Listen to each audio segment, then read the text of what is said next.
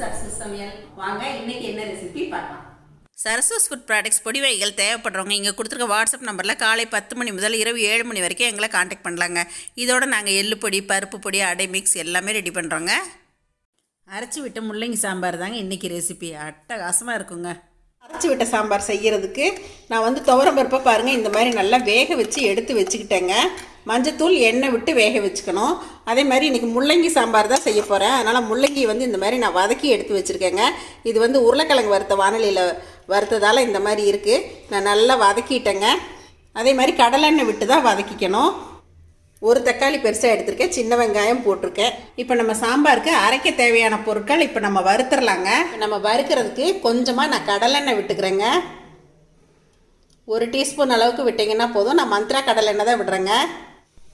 இப்போது இந்த எண்ணெயில் நம்ம முதல்ல மிளகாய் எடுத்துக்கலாங்க. நான் ஒரு 3 சாதா மிளகாயும் காஷ்மீரி மிளகாய் 3 சேர்க்குறேங்க. காஷ்மீரி மிளகாய் உங்ககிட்ட இருந்தால் போட்டுக்குங்க, நல்ல ஒரு கலர் கிடைக்கும். அதுக்காக தான் நான் காஷ்மீரி மிளகாய் சேர்த்துறேன். பாருங்கள், இந்த அளவுக்கு வறுத்தோன்னே எடுத்துடணும். இப்போ நம்ம இந்த எண்ணெயிலேயே 1 டேபிள் ஸ்பூன் கடலைப்பருப்பு சேர்த்துக்கலாங்க. இப்போ இதுலேயே கொஞ்சமாக வெந்தயம் சேர்த்துக்கலாம். 1 டேபிள் ஸ்பூன் வர கொத்தமல்லி தனியா சேர்த்துக்கலாங்க. நல்லா வறுத்துக்கணும். இதுலேயே கொஞ்சமாக சீரகம் சேர்த்துக்கலாம். இப்போ நம்ம சேர்த்த எல்லா பொருட்களும் நல்லா வாசம் வர்ற வரைக்கும் வறுத்தாச்சுங்க. பாருங்கள், கலருமே மாறிடுச்சு. நான் இதில் கொஞ்சம் தேங்காய் சேர்த்துக்கிறேங்க. தேங்காய் ஒரு 2 டேபிள் ஸ்பூன் அளவுக்கு சேர்த்துக்கிட்டேன். தேங்காய் சேர்த்து ரொம்ப வதங்க வேண்டியதில்லை. இப்போ அடுப்பை ஆஃப் பண்ணியாச்சுங்க. இந்த மிளகாயும் சேர்த்து இதை ஆறட்டும். ஆறினோடனே இதை ஃபஸ்ட்டு நம்ம நல்லா ட்ரையாக அரைச்சிட்டு அதுக்கப்புறமா தண்ணி விட்டு அரைச்சிக்கலாங்க. முதல்லையே தண்ணி விட்டால் அரைப்படாது. இப்போ இந்த முள்ளங்கி வதங்கினதுலையே நான் இப்போ வெங்காயம், தக்காளி சேர்த்துக்கிறேங்க. ஒரு சொட்டு எண்ணெய் விட்டுக்கிறேன். முள்ளங்கி ஆல்ரெடி முன்னாடியே வதங்கி இருக்குங்க. அதனால் சும்மா 1 நிமிஷம் இது வதங்கினா போதுமானது. இப்போ காயில் பிடிக்கிறதுக்கு மட்டும் நான் கொஞ்சமாக உப்பு சேர்க்குறேன். வெங்காயம், தக்காளி எல்லாம் சேர்த்து நல்லா வதங்கிடுச்சுங்க. இப்போ காய் வேக தேவையான தண்ணி விட்டுக்கலாங்க. இப்போ நான் மீடியம் ஃப்ளேமில் வச்சு ஒரு மூடி போட்டுறேன். காய் வேகட்டும், பார்க்கலாம். இப்போது ஒரு 5 நிமிஷம் இந்த காய் நல்லா வெந்துடுச்சுங்க. சாம்பாருக்கு தேவையான உப்பு சேர்த்துடலாம். இப்போது சாம்பாருக்கு தேவையான புளித்தண்ணி கரைச்சி வச்சுருக்கேன், அதையும் சேர்த்துறேங்க.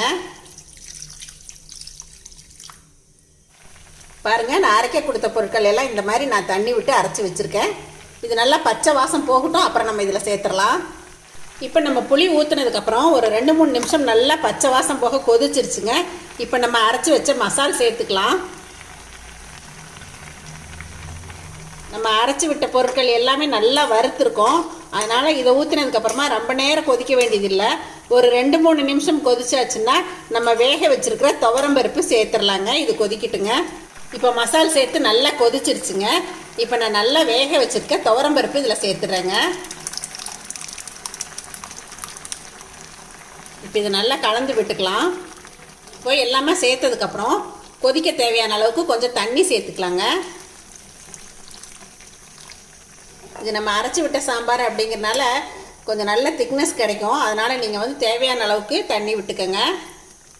இதுலேயே கொஞ்சம் பெருங்காயத்தூள் சேர்க்குறேன் நான். நீங்கள் கட்டி பெருங்காயம் சேர்க்குற மாதிரி இருந்துச்சு அப்படின்னா நீங்கள் வறுக்கும் போதே சேர்த்து அந்த பொருட்களோட சேர்த்து அரைச்சிருங்க.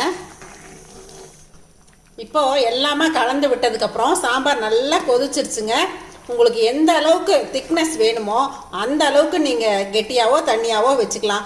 எங்கள் வீட்டில் நான் இந்த அளவுக்கு தாங்க திக்னஸ் வைப்பேன் சாம்பார். இப்போ இந்த ஸ்டேஜில் கரெக்டாக இருக்கும். நான் அடுப்பை ஆஃப் பண்ணிடுறேன். அதே மாதிரி காரம் உங்களுக்கு எவ்வளோ தேவையோ அந்த அளவுக்கு நீங்கள் மிளகாய் எடுத்துக்கங்க. நாங்கள் கொஞ்சம் காரம் கம்மியாக தான் சாப்பிடுவோம். அதனால் நான் ஒரு 6-7 மிளகாய் மட்டும் சேர்த்துனேங்க. காரம் கம்மியாக இருக்கிற மாதிரி இருந்தால் நம்ம மறுபடியுமே இதில் கொஞ்சம் சாம்பார் தூளோ தனி மிளகாய் தூளோ சேர்த்துக்கலாங்க. இப்போ நான் இறக்கினதுக்கப்புறமா கொஞ்சமாக வெள்ளைத்தூள் சேர்க்குறதுல இது உங்களோட ஆப்ஷன் தான். இந்த அரைச்சி விட்ட சாம்பாருக்கெலாம் கொஞ்சம் வெல்லமோ நாட்டு சர்க்கரையோ சேர்த்திங்க அப்படின்னா ரொம்ப டேஸ்ட் நல்லா இருக்குங்க. இப்போ இதுக்கு ஃபைனலாக ஒரு தாளிப்பு கொடுத்துர்லாங்க. சாம்பாரெல்லாம் தாளிக்கும் போது நான் கடலெண்ணெயில் தான் தாளிப்பேன். இந்த மாதிரி அரைச்சி விட்ட சாம்பாருக்கு நீங்கள் நெய் விட்டு கூட தாளிச்சுக்கலாங்க. நான் இன்றைக்கி கடலெண்ணெயில் தான் தாளிக்கிறேங்க.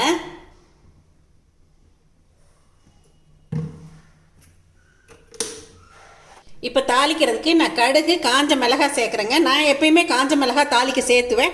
நீங்கள் விருப்பப்பட்டால் மிளகாய் சேர்த்துக்கலாம். கடுகு சேர்த்தாச்சுங்க. கொஞ்சம் சீரகம் சேர்த்துக்கிறேன். காஞ்ச மிளகாய் சேர்த்துட்டேங்க. கொஞ்சமாக பெருங்காயத்தூள் சேர்த்துக்கலாம். கருவேப்பிலையும் சேர்த்துக்கலாங்க. இப்போ நம்ம தாளிச்சதை இதில் ஊற்றிடலாங்க. நல்லா மிக்ஸ் பண்ணி விட்டாச்சுன்னா நம்மளோட கமகமாக அரைச்சி விட்ட சாம்பார் ரெடி ஆயிடுச்சுங்க. நல்லா வாசமாக இருக்கும். இப்போ எங்கள் வீட்டில் அரைச்சி விட்ட சாம்பார் ரெடி ஆயிடுச்சுங்க. இப்போ இந்த சாம்பாரும் கூடவே வந்து ஒரு பருப்பு ரசம், ஒரு உருளைக்கிழங்குங்க, போதுமே மதிய உணவு. நீங்கள் இந்த அரைச்சி விட்ட சாம்பார் செஞ்சீங்க அப்படின்னா அடுத்த வீட்டிலேருந்து வந்து உங்கள் வீட்டில் இன்றைக்கி என்ன சாம்பார் அப்படின்னு கேட்பாங்க. அந்தளவுக்கு டேஸ்ட்டாக இருக்குங்க. நமக்கு ஒரு கல்யாண வீட்டு சாம்பார் சாப்பிட்ட ஒரு திருப்தி கிடைக்குங்க. சாதாரணமாக சாம்பாரே செய்கிறதுக்கு நீங்கள் இந்த மாதிரி ஒரு நாள் அரைச்சி விட்டு சாம்பார் பண்ணி பாருங்கள், ரொம்ப அருமையாக இருக்குங்க. இந்த அரைச்சி விட்ட சாம்பார் பார்த்துட்டு கண்டிப்பாக நீங்களும் ட்ரை பண்ணி பாருங்கள். இதை பார்த்துட்டு எப்பயும் போல் உங்களோட ஃபீட்பேக் சொல்லுங்கள், ஷேர் பண்ணுங்கள், சப்ஸ்கிரைப் பண்ணுங்கள். தேங்க்யூ. சரசு சமையல் பாருங்கள், சமையல் நல்லா பண்ணுங்கள்.